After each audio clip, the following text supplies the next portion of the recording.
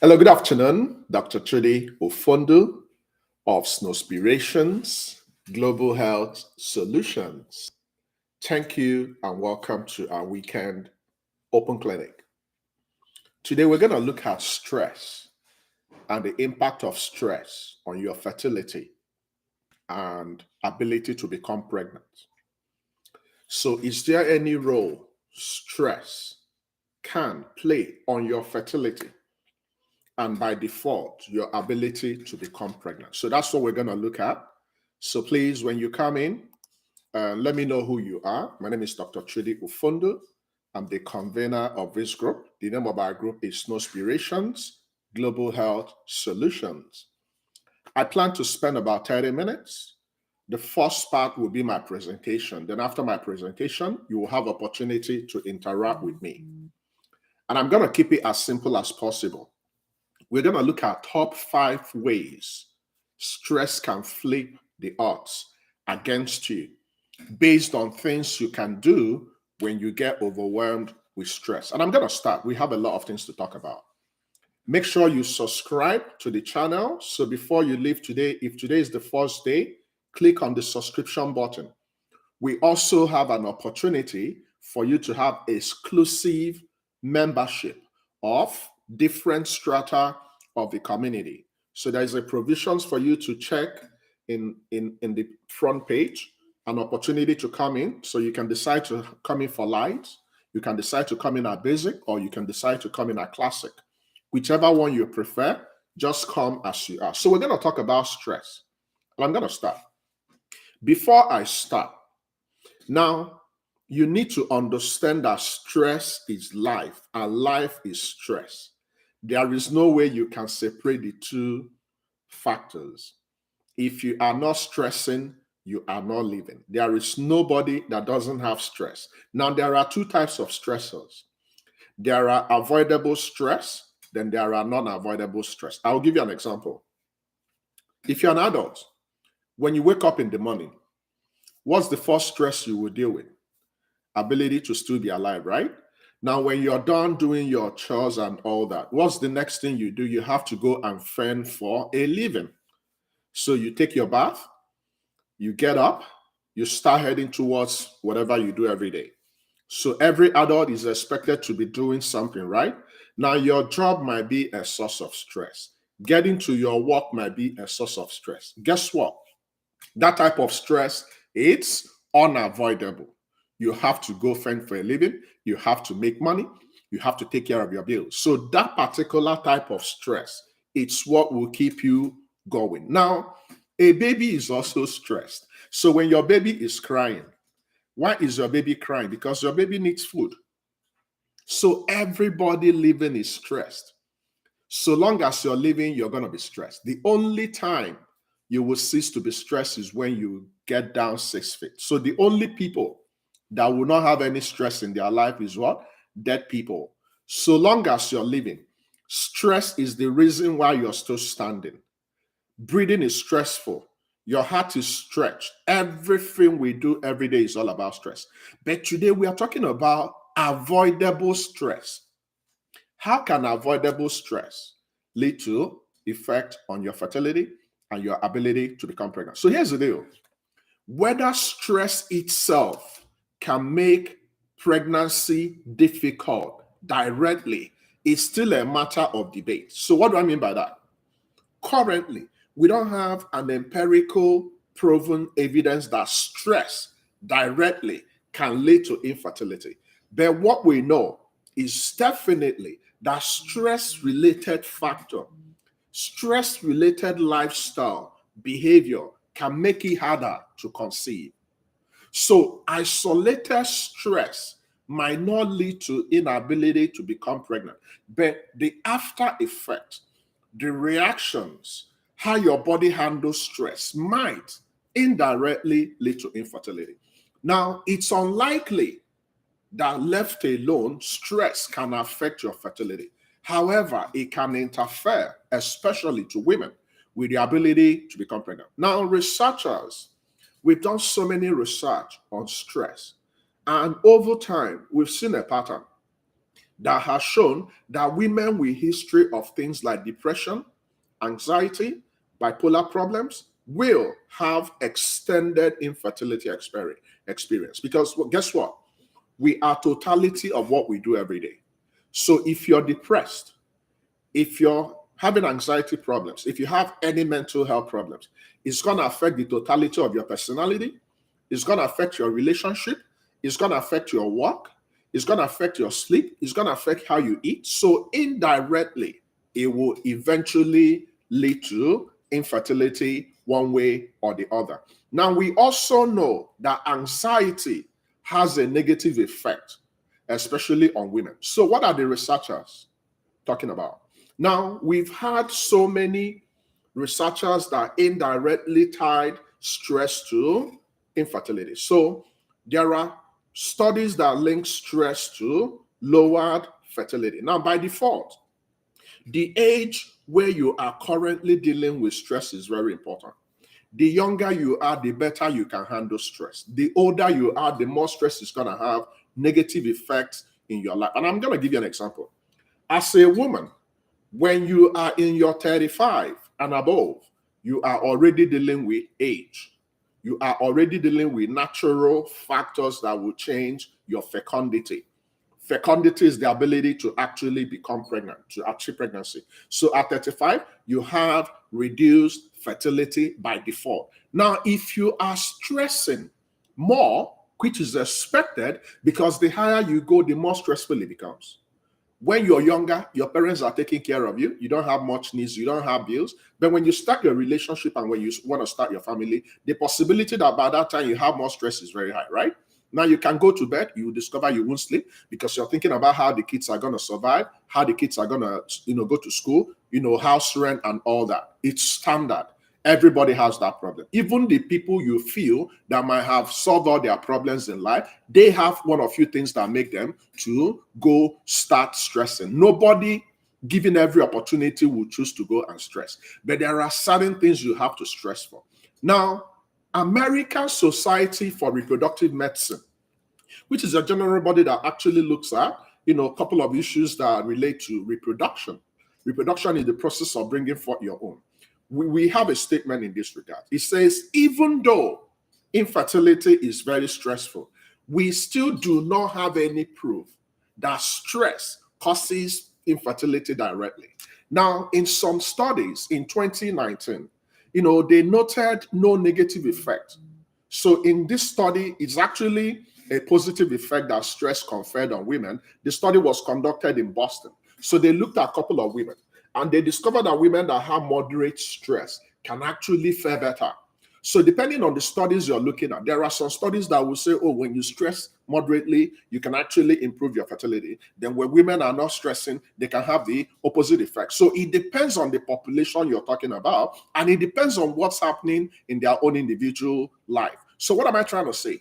How stress can affect you can be individualized.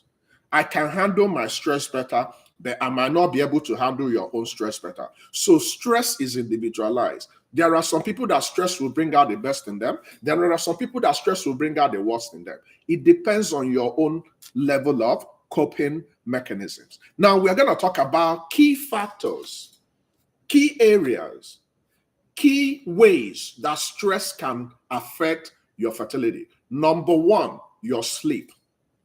You see, the possibility that when you're stressing, you will have insomnia, which is the inability to sleep, or you sleep more, is very high. So one area that stress can manifest and over time will affect your fertility is the area of your sleep hygiene, your sleep pattern, your sleep habit. If you work a very tight schedule, and if your lifestyle leads to frequent night shift, so unfortunately, from research, we discovered that women that work through the night might have a problem we call graveyard shift syndrome. For some reasons, women that work night shift over time, we discover that their fertility will be reduced. Now, women that are pregnant, and when they are pregnant, they work night for some reason. From the study we conducted, we discovered that they might have a little bit of increase in possibility of having miscarriage or stillbirth. So sleep is very important. When you are stressing, one area that the stress can manifest is in what? In your sleep. So if you wake up very early, if you constantly lack the 7 to 8 hours recommended sleep, if over time your body is trying to adjust to what you do daily, we discovered that women who get less than 5 hours sleep overall, cumulatively, will experience likelihood of being candidates for obesity. So when you don't sleep, the possibility your body weight will be increasing is very high. When you don't sleep, the possibility you won't be eating the right kind of food is very high. So overall, one area that stress can indirectly lead to inability to have a baby is what? Through the effect it will have on your sleep. Now, working nights or graveyard shift syndrome may also affect fertility, may also affect the outcome of your pregnancy in select women. Now, listen to me carefully. I'm not saying, oh, all the women that are working nights should go and quit their jobs. I'm not saying that. You have to do what you have to do. But if you can, if you have an option, if you have an opportunity to switch from your night to your day, please go for the night. Don't go for the day. You will fare better fertility-wise if you use your night to sleep and if you use your day to stay up. Night is meant for sleep. Now, another area that stress can affect your fertility is in your diet. So what happens when we are not in a good place? Some people take to food. So when you are stressing, you tend to eat less healthy. When you have constant stress, which has shown to lead to weight gain, though some people might be stressing and they might be losing weight. So stress can affect people differently. There are some people that when they're stressing, they add a lot of body weight. Then there are some people that when they're stressing, they lose a lot of body weight. But generally, when you tend to eat a lot of things you don't need because you're not in a happy place, which so many people can do. Matter of fact, infertility can be a factor that will tilt you into eating stuff you don't want to eat. But when you do that, you get your comfort. So we are people that want to get comfort. So people take to food as their comfort zone. When you are doing this, you are gaining a lot of body weight. You are exposing yourself to obesity. Your BMI is going up. So when you begin to eat things you don't need, you begin to affect the totality of your fertility. You see, fertility is a complex problem. It's not just a one-way traffic. There are so many things that happen to you as a woman. There are so many things that happen to you as a man that can affect the totality of your fertility. So when you are not eating right, when you are staying up late night, when you're not sleeping, and you go to the fridge and you begin to eat the ice cream, and you begin to eat the cake, and you begin to drink soda, or you begin to drink alcohol, you are further gonna make it worse. Now, some people can cope with stress by dieting. When you do this, you are actually helping yourself. But stress on the long run can also damage some pathways in your body. So there are some people that when they are not in a good place, they begin to go to the gym. The problem is when they go to gym or when they begin to diet, they go to the extreme. Everything is all about balance. So you need to come in the middle. So some researchers discovered a connection between obesity and infertility. So women that have obesity will likely have problems with infertility. Women that have obesity, when they eventually become pregnant, they might likely have preterm delivery. They might likely have preeclampsia. They might likely have miscarriages. So your body weight is very important. And what will lead you to having a normal body weight is what you eat. So when you are not in a good place and you begin to eat and you begin to get overweight, your possibility of developing infertility is very high. Now, another area that stress can also affect your fertility indirectly is in the area of activity. So we talk about exercise. Now remember, an average adult there is supposed to exercise for at least 30 minutes every day, a cumulative of 150 to 300 minutes every single week. This is the recommendation in America. So if you can go for a walk 30 minutes every day, you are increasing the level of anti-stress. When you go for a walk, when you exercise, when you go to the gym, you are increasing the level of a feel-good hormone we call endorphins. When you feel good, when you come back, your mood is improved. You can shower, you can eat food, you can meet with your partner, you can begin to practice your PPP. So getting healthy, getting a healthy amount of exercise can help you to lower your stress. Now, here's the problem. Some people go overboard. There are some women that will be so pissed off. They just came out from a toxic relationship and the only friend they have is in the gym. So they go to the gym morning, afternoon, night. That's not good. You're going overboard. So when you are exercising, moderate exercise. Excessive exercise can affect your cycle. You can have an ovulation. It means you're not ovulating. You can have no periods. It means you're no longer in the normal cycle that will help you to become pregnant. So talking about exercise, don't go overboard. Moderate exercise is very, very important. When you exercise, it can help you to facilitate your weight management. One of the effective ways of managing your body weight is to find a sustainable exercise that will help you to be your habit, things you do every day. Like for someone like me, I go for walk. It works for me. It's relatively easy to go for walk. So when you find your happy place in regards to exercise, please stay there, but don't go overboard. When you go overboard, you begin to have problems. Now, specifically, women that are getting ready for IVF, it's expected that when you're going for IVF, you mind your stress level. The possibility you're going to get stressed is very high. Any woman going through IVF is already stressed. Physical stress, we are going to give you a lot of injections in your belly, in your buttock, in anywhere we can find. You're supposed to be frequenting the clinic. We run ultrasound, we draw your blood and all those places. They will lead to stress. They will affect your hormones. How do you counter this? You go for exercise. So we notice that women that are getting ready for IVF, when they engage in exercise, they can counter those stressors. So you might not be in a good place physically, but when you go to gym or when you walk or when you dance, you can increase your feel-good hormone, you can increase your endorphins, and this will help you to improve your fertility. So generally, exercise will help you with your fertility if you're stressing. So whether you're planning to have your baby naturally or you're seeking help, when you exercise moderately, you have a very good advantage. Now, number 4, most people take to coffee, caffeine, to stay up, to do a lot of work, or when you're feeling tired, you're stressed up. The easiest escape route for some people is to go and grab a coffee so they can stay up.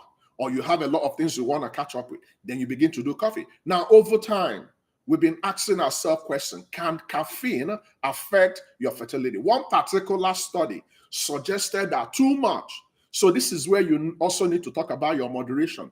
Too much of coffee, which is associated with caffeine, can have negative effect, especially if you have already established infertility problem. So if your hormones are struggling, if you have ovulation problem, then on top of that, you are infusing coffee every day, it's going to make it worse. So we looked at couples that are preparing for IVF, and we noticed that couples that stay off coffee completely tend to have good outcome in regards to the outcome of IVF. Now, the 5th point, which you have to know, alcohol. Now, when we are not in a good place, what's the best thing for us to do? We mask our stress. There are some couples, they've been going through a lot of infertility issues, infertility challenges, toxic relationship, fighting, quarreling. What will most men do when they are in a bad place with their spouses? They drive to the nearest pub. They begin to drink. They begin to eat. They begin to smoke to take off that stressors immediately. So people tend to take to alcohol to deal with stress. But guess what? When you go drinking, when you come back, will you have solved your problem? No. Your problem will still be back waiting for you. So drinking alcohol, which is associated with a lot of stress, will further make your situation worse. So you already know that drinking and smoking is a no-no for anybody that wants to become pregnant. So when you begin to think about taking one glass of wine or binging on beer or doing whatever, and some women can also binge on soda, it will make it worse. So alcohol is not your friend. Most people that go through stress take to alcohol. When you do this, you are making it worse. So by any means, according to March of Dimes, which is an organization that preaches all the good things about babies, no amount of alcohol has been proven to be 100% safe in pregnancy. So even if you're pregnant now, of which some women might be pregnant, they won't even know they're pregnant. Be mindful. Avoid alcohol completely. There is no good effect of alcohol in your body once pregnancy is there. Matter of fact, in general health, so many studies will come and say, oh, if you take alcohol, if you take red wine, this will happen to your heart and that. We don't have a concrete evidence. So until proven otherwise, limit your alcohol if you're not pregnant. If you're pregnant, avoid it completely. Habitual drinking can also affect the impact on sperm count and quality in men. So some men will say, oh, I only drink when I go to occasion. Limit it. Make water your best friend. Okay? Now, finally, you see the area of lovemaking, the area of sex, is an area that stress can kill your love relationship permanently or temporarily. Now, for couples who are going through tough time, and some of them might be recommended IVF, right? If you are planning to have a baby naturally, because in IVF, we don't necessarily need the vagina, we don't necessarily need the penis, we can circumvent both of them, then we still get you pregnant. But if you depend on PPP method, which is a method we depend on in our group, which works. First P is praying, second P is love making 48 hourly, then the last P is practice. If you have to make love to your partner 48 hourly, but you're in a very stressful relationship, will you go about making love? No. Some people use stress. Some people use sex as a stress reliever, which is actually the way God planned sex to be. Sex is not only supposed to be for making babies. It's also supposed to be a form of relaxation, a form of relief. But when you are in a very bad place, your relationship is crumbling, you don't have a baby, will sex be on your mind? No. Meanwhile, you are supposed to engage in it 48 hourly. So trying to keep up with life's business, trying to make money can be tricky. So sometimes, ironically, things you need to do to start your family, you're not doing it naturally. So what do you need to do to start your family? Make love. But there are some couples that are not making love today, not because they don't want to make love, not because they don't enjoy making love, but they are in a rat race. You're pursuing money, you're going here, you're stressing. By the time you come back, you're so tired. Stress, infertility can lead to lower libido. So when you're not happy, you married 3 years ago, you felt that within the first year, you're going to have twins, you're going to have triplets. Then suddenly, it's 3 years. You don't have one baby. You don't have a baby. What's it going to do to your sex life? Your libido will drop. Your mood will drop. You're not going to be happy. Every little thing you're quarreling with your partner. This is a very big source of problem when you are stressing. So you need to be very much in charge. You have to handle this. You have to talk to each other. If you need to get help, get help. Infertility may also lower libido in men especially. And if care is not taken, it will lead to impotence. So the duty of a man is to get the woman pregnant. The woman cannot get herself pregnant. It's the man that will get the woman pregnant naturally. But when you allow stress to invade your relationship, to invade your sexual relationship, then you begin to make love on timetable. It's going to bring a lot of anxiety. There are some men that when their partner tell them, oh, honey, let's go and make love, I'm ovulating, they will not have erection. So try as much as possible to remove the anxiety, to remove the stress from your sexual relationship, just to engage in it as something you do for fun, because it's expected to be that way. But when you put a routine around it, when you begin to put a lot of pressure on it, it's going to build up. Then over time, it can lead to impotence in men. It can lead to gradual killing of your libido, which ordinarily you're supposed to be in, especially if you're getting older. So every woman in our community who is from age 35 and above, be careful.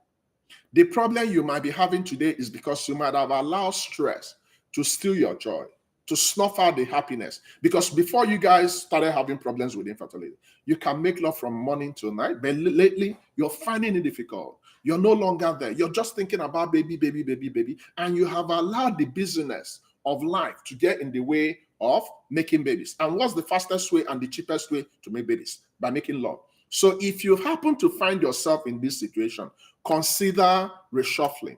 There are some couples that might not be able to make love in the night because they come back so tired. If you are not able to make love in the night, then check your timetable and make it morning. But by any means possible, get help. So what's the bottom line? Stress can affect your lifestyle.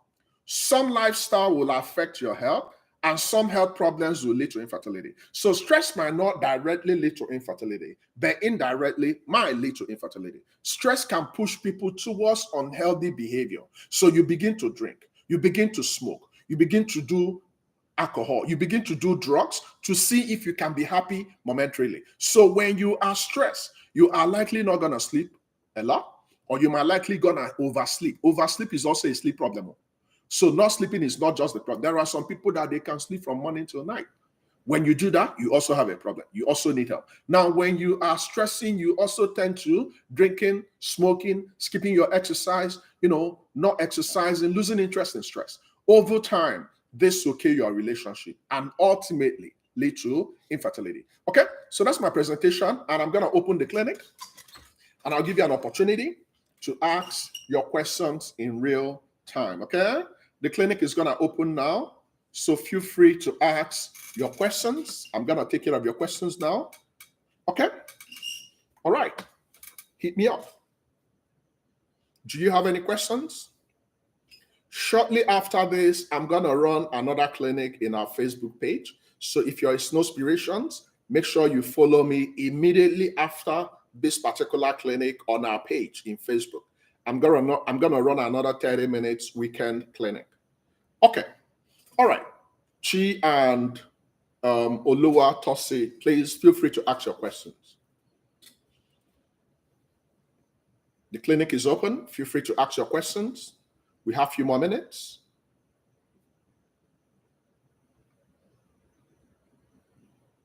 Do you have any questions, please? Please ask your questions now. It's time for questions. Remember, we're talking about stress, fertility, and ability to achieve pregnancy. And the summary, it says stress might not directly affect your fertility, but there are subtle ways that stress can come in and affect your lifestyle and ultimately affect your fertility. Please ask your questions. I'm waiting for your questions. Any questions? Do you have any questions?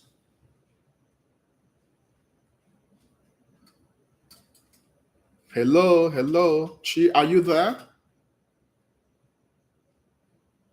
Okay. I'm going to just count down to 30 minutes. So it's just 3 more minutes. Then I'm going to round up the clinic. Thank you for coming. Remember, our YouTube clinic, it's every Saturday. It's normally supposed to be by 12 p.m. Eastern Time and 5 p.m. Nigerian, but this one came a little bit late. So every Saturday, once you tune in about that time, you will see me talking about things I love talking about. But right now is your opportunity to ask your questions. I'll provide you feedbacks. Okay. How can molar pregnancy be avoided? Unfortunately, you can't prevent molar pregnancy. Molar pregnancy happens when there are genetic accidents. So when the man and the woman, in course of exchanging the genetic material, remember, every person is a product of 23 chromosomes from the mother, 23 chromosomes from the father. So in course of exchanging the chromosomes, in some situations, the sperm can fertilize an empty egg. When that happens, you can have complete molar pregnancy. In some situations, the sperm, instead of bringing 23 sets of chromosomes, will bring 46, adding to the woman's 23 to make 69 instead of 46. When that happens, you will have partial molar pregnancy. Unfortunately, you cannot prevent this. It's going to happen. It's going to happen. So there is no particular thing you can do to prevent molar pregnancy. It's something that is bound to happen. It will happen. But the fact you've had it doesn't mean you can't have a baby in the future. So there are so many women that will have non-viable pregnancy. Then over time, when that particular one is done, they can go ahead and start having their babies. Okay? All right. 2 more minutes and I'm going to wrap up the clinic. I want to believe you understood my presentation. Pretty straightforward. Watch your avoidable stress. For the unavoidable stress, you still have to do what you need to do. But the ones you can avoid them as much as possible. Things you can't change, let it be. Learn how to let go. The problem is we stay up late nights, wanting to become pregnant, but staying up late night can even make it worse. So when you've done your best for the day, try and sleep. Sleep is very important. Okay? 1 more minute, then I'm done. 1 more minute. Remember, we're talking about stress, your fertility, and ability to become pregnant. So if you have any question, please ask before I go. Once it's 30 minutes, I'm going to end the clinic.